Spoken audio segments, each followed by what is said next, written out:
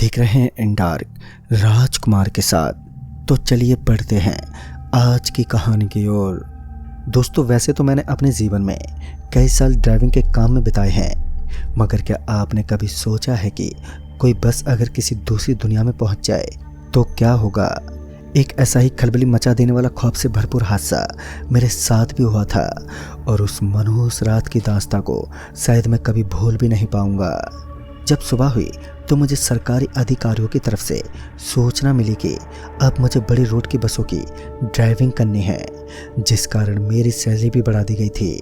उस वक्त मैं काफ़ी खुश था क्योंकि मेरा प्रमोशन जो हुआ था, लेकिन अब मुझे काम भी कुछ ज़्यादा ही करना था क्योंकि दिन के साथ साथ मुझे रात में ड्राइव करना था। कठिनाइयाँ तो बढ़ती ही जा रही थी, लेकिन जब पैसे मिलते हैं तो हर कोई काम करने को तैयार रहता है। पहले 2 दिन तो सब कुछ अच्छा खासा चलता रहा और फिर बुधवार की सुबह लगभग 5 बजे मैं अपनी बस लेकर बस डिपो के अंदर दाखिल हुआ तो आज गाड़ियों की संख्या काफ़ी ज़्यादा थी और उसका कारण था आज स्टूडेंट्स के एग्ज़ाम का होना, जिसे एसएससी के एग्ज़ाम भी कहते हैं। यह एग्ज़ाम सुबह से लेकर रात तक चलने वाले थे। आज बस खचाखच यात्रियों से भरी हुई थी। सभी लोगों को काफ़ी दूरी भी तय करनी थी। मैं और कंडक्टर शाम होते होते अपने शरीर पर काफ़ी ज़्यादा थकावट महसूस करने लगे। लेकिन एक बात जो काफ़ी अजीब थी कि जब हम लोग वापस घर की तरफ रवाना होते तो रात में उस रास्ते का माहौल एकदम वीरान सा पड़ जाता। इसके पीछे का कारण क्या था, इस बात से मैं पूरी तरह से अनजान था, लेकिन कुछ यात्रियों के मुताबिक वो जगह बिल्कुल भी ठीक नहीं थी। उस सड़क को लोग श्रापित सड़क के नाम से भी जानते थे, लेकिन उस सड़क का असली रहस्य कोई भी नहीं जान पाया। धीरे धीरे रात गहराने लगी थी।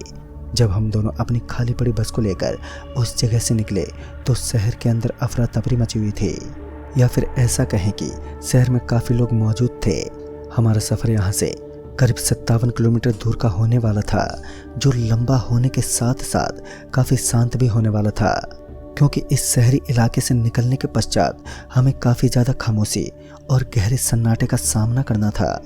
हम लोग बस लेकर निकल पड़े।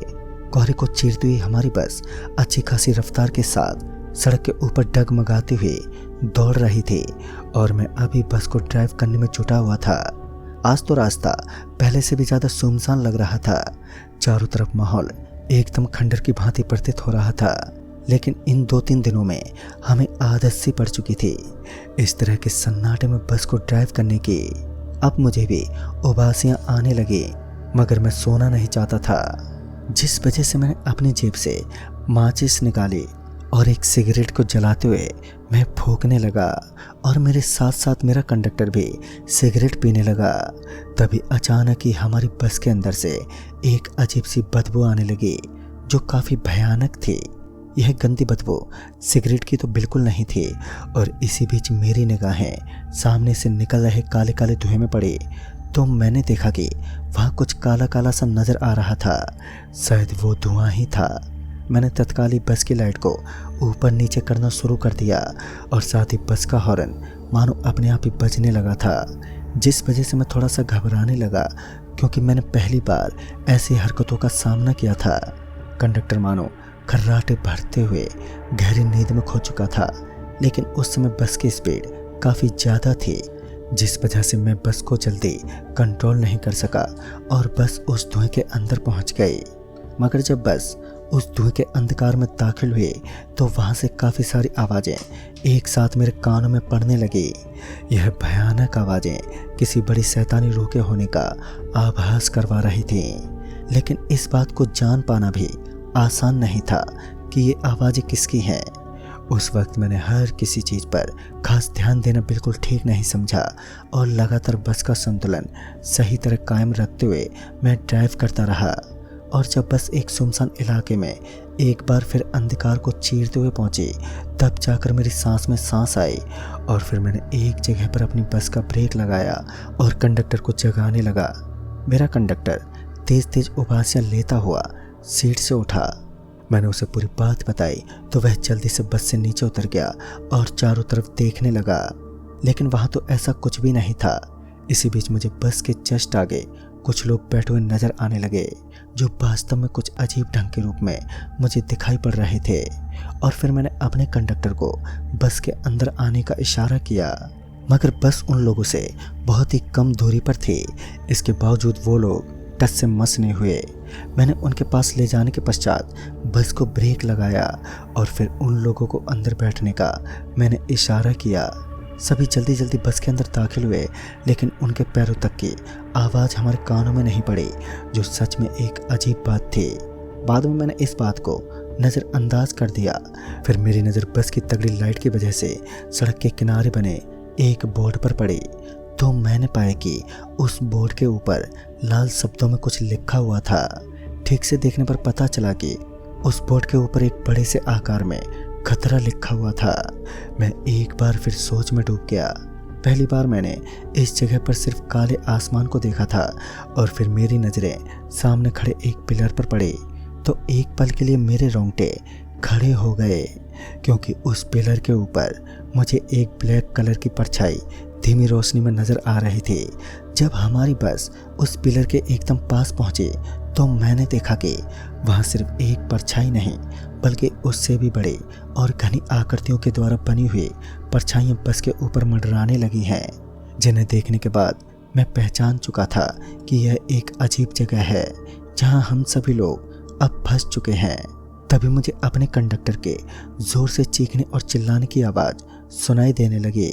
मैं भी जल्दी से अपने पीछे की तरफ पलटा तो मेरे होश ही उड़ गए, क्योंकि मैंने देखा कि अब वहाँ पर कोई भी यात्री मौजूद नहीं था। चारों तरफ चुप्पी के साथ साथ एक गहरा सन्नाटा पसरा हुआ था, जो यहाँ किसी न किसी बड़े खतरे का संकेत दे रहा था। मेरा कंडक्टर अभी भी काफ़ी डरा सहमा जल्दी से भागता हुआ आया और सीट से चिपक कर बैठ गया। फिर बस के ब्रेक लगाने के बाद में बस के अंदर ही बैठा रहा, मगर पता नहीं कैसे वह बस बहुत ही ज़ोर ज़ोर से हिलने लगी, मानो कोई बड़ी सी चीज़ बस के अंदर रखी गई हो, जो ज़ोर ज़ोर से हिलती जा रही थी। उसकी वजह से बस के अंदर अफरा तफरी का माहौल सा बन गया, लेकिन बस पूरी की पूरी खाली थी। ऐसे में ऐसी हरकतों का होना कोई लाजमी बात तो नहीं थी। मैंने बस का गियर डाला और फिर वहाँ से निकलने लगा। आज माहौल कुछ अलग था, पता नहीं क्यों, मगर उस सर्द रात के होने के बावजूद भी मुझे ठंड होने का आभास तक नहीं हुआ। मुझे लगा कि शायद बस में होने की वजह से मुझे ठंड नहीं लग रही है, लेकिन बाद में बिल्कुल इसका उल्टा हुआ, क्योंकि थोड़ी ही देर के बाद मेरा जी घुटने लगा, क्योंकि मुझे बहुत तेज गर्मी का सामना करना पड़ रहा था। फिर मैंने बस की विंडो को नीचे गिराया और फिर बाहर से आने वाली ठंडी हवाएं मुझे कहीं ना कहीं राहत की सांसें दे रही थी, लेकिन असली खौफ का नज़ारा दूसरे ही पल मेरी आंखों के सामने था, क्योंकि मेरे सामने की तरफ वही आदमी उस कच्ची सड़क के ऊपर पीठ दिखाकर खड़े हुए थे। मुझे ये समझने में ज़्यादा समय नहीं लगा कि यह कोई इंसान नहीं है और ना ही हम लोग किसी सुरक्षित स्थान पर हैं। अब हमें जल्द से जल्द यहाँ से निकलना ही होगा, वरना हम अपनी जान भी गंवा सकते हैं, क्योंकि पास ही में बनी हुई जंगली झाड़ियाँ, जिनके अंदर से कुछ अजीब अजीब आवाज़ें आ रही थीं। यह एक ऐसी आवाज़ थी जिसको समझ पाना हर किसी के बस की बात नहीं थी, मगर हमने इन आवाज़ों से कुछ देर पहले भी सामना किया था, जब हम उस काले काले धुएं के अंदर से गुजर रहे थे। अब मेरे पास एक ही रास्ता बचा था कि मुझे इन लोगों के ऊपर से अपनी बस को निकालना ही था, लिहाजा यह फैसला मेरा आखिरी फैसला था। दूसरी ओर मेरा कंडक्टर बेहोशी की हालत में सीट पर पड़ा हुआ था और अब मैं लगातार बस को दौड़ाता रहा और फिर मैंने बस को उन लोगों के ऊपर से एकदम से निकाल दिया, यह सोचे समझे बिना कि इसका अंजाम मुझे भुगतना भी पड़ सकता है, क्योंकि वहाँ से निकलने के बाद हमारी बस के अंदर काफ़ी सारी आवाज़ें एकदम से आने लगी, मानो कई लोग बस के अंदर ही बैठे हों। लेकिन जब मैंने पीछे मुड़कर देखा तो मैंने पाया कि बस के अंदर काफ़ी सारे यात्री बैठे हुए थे और तो और सभी के सभी लोग एकदम नॉर्मल लग रहे थे। उन्हें देखने के बाद इस बात का अंदाज़ा लगाना बहुत ही मुश्किल था कि यह सारे यात्री इंसान नहीं हैं। खैर, कंडक्टर अभी भी बेहोशी की हालत में था, लेकिन अब मैं समझने लगा कि अगर हमें यहाँ से बचकर निकलना है तो इन प्रेतों को किसी तरह से चकमा देना होगा। और उसी वक्त सामने की तरफ से आने वाली रोशनी ने एक बार के लिए मेरा ध्यान तुरंत ही अपनी तरफ खींच लिया। मैं भी उस रोशनी को देखने के बाद थोड़ा अचंभित हो गया, क्योंकि ये कोई अजूबा था या फिर कोई चमत्कार, यह बात तो मैं भी नहीं जान पाया। मगर उसके पास जाने से पहले ही बस ने भी साथ छोड़ दिया, क्योंकि हमारी बस झटका खाकर एकदम से बंद पड़ गई। बस की खराबी का कारण तो मैं जान नहीं पाया, मगर फिर भी अगर हमें यहाँ से निकलना था तो बस का साथ होना बहुत ही ज़रूरी था। खैर उस वक्त अच्छी बात तो ये हुई कि मेरा सहकर्मी अपनी गहरी बेहोशी की हालत से उठ गया। फिर मैंने एक बार पीछे की ओर देखने की कोशिश की तो सच में अब की बार मेरे शरीर के अंदर से पसीना बहने लगा, क्योंकि पीछे का नज़ारा इतना भयानक था कि वह हर किसी इंसान का दिल दहला दे। क्योंकि मैंने देखा कि पीछे के सारे यात्री अपनी तिरछी आंखों के साथ अपनी भयानक दांत बाहर निकालकर मुझे अपनी मौत की झलक दिखा रहे थे। मगर शायद वह बस का कंडक्टर यह बात अच्छे तरीके से जानता था कि किस तरह इस बस को फिर से स्टार्ट किया जा सकता है। वह जल्दी से बस से नीचे उतर गया और फिर उसने क्या किया यह तो मुझे भी नहीं पता, मगर वह बस दूसरे ही पल एकदम से स्टार्ट हो गई। फिर भागते हुए कंडक्टर भी बस में दाखिल हुआ और उसने मुझे बस को उसी रोशनी की तरफ जाने का सुझाव दिया। मैंने भी वही किया और बस को भगाने लगा, लेकिन उस रोशनी के पास जाने के बाद क्या हुआ मुझे नहीं पता, मगर मुझे इतना याद है कि हम उसी रास्ते पर सफ़र कर रहे थे। फिर हम लोग जल्दी जल्दी से बस डिपो के अंदर पहुंच गए। जब हमने इस घटना का जिक्र काफ़ी लोगों से किया तब हमें पता चला कि वह एक ऐसा रास्ता है जहां से प्रेत लोक का दरवाज़ा खुलता है। लेकिन दोस्तों इस बात में कितनी सच्चाई है कि वह एक प्रेत लोक ही है, यह बात तो मैं भी नहीं जान पाया कि वो कैसी जगह थी। तो दोस्तों इस कहानी में बस इतना ही। कहानी आपको पसंद आई हो तो लाइक शेयर ज़रूर करें और साथ ही हमें कमेंट बॉक्स में ज़रूर बताएं। तो मैं आपका दोस्त राजकुमार जल्दी ही मिलूँगा ऐसे ही एक और नई कहानी के साथ। तब तक के लिए बाय एंड टेक केयर।